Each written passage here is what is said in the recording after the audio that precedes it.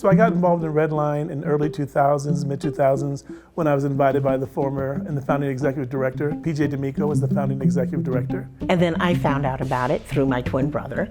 And after he was on the board, he actually did a fundraiser for our mutual 50th birthday. The idea for the art bank came during just a casual conversation with PJ, and it was based on a newspaper article that my father saw that said the average family spends $300 or more on school supplies and art supplies. And it just struck Dad, who had 3 kids who were grown, but that's an astounding amount for a family, especially those who don't have a lot of money.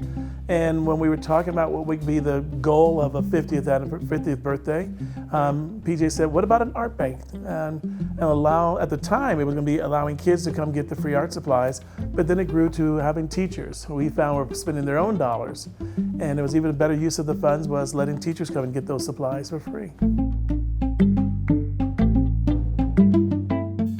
I think one of the things we want to emphasize is that our family is not that unusual and unique from others. Our father and mother, with the means they had, tried to expose us to as many opportunities, from coin collecting to scouting to various nonprofits that we were involved in with kids.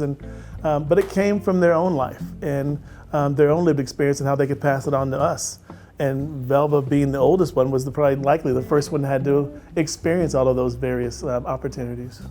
And the reason why I'm interested in RedLine, separate from my siblings, the twins, is because both of our parents were involved in the educational system. And they both connected with the students, they understood what the students wanted, but they also saw all the needs of the students. And so this is kind of a continuation of what they did after they both retired from their full lives. In addition to that, they both came from the segregated South, and so they certainly were impacted by the inability to access resources, and they made sure that we and also all of our family members had access to those resources.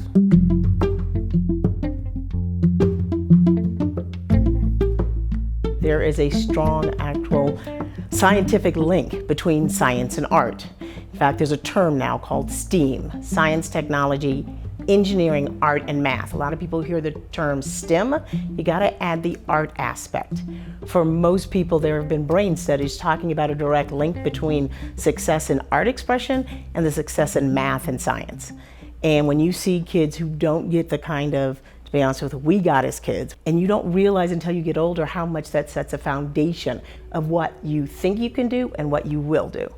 And so in my career as an engineer, I did quite a bit of mentoring, and I saw kids who got that exposure and those kids who didn't. And it does make a huge difference.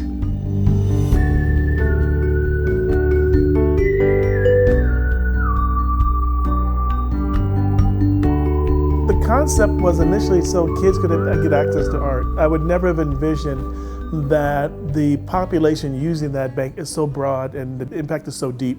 To have met personally the teachers who utilized it, seeing the kids who came through during their own exhibit and showing their artwork to their parents, and then meeting someone who came through the community outreach room, I would never have imagined it would have been that impactful. As the newest member on the board of directors, we're talking about how we can make sure we publicize and make sure people are aware of the art bank, grow its reach by allowing other people not only take advantage of it, but what we learned even at the fundraiser, a lot of people didn't know it existed. And they were so thrilled to hear about the difference it was making.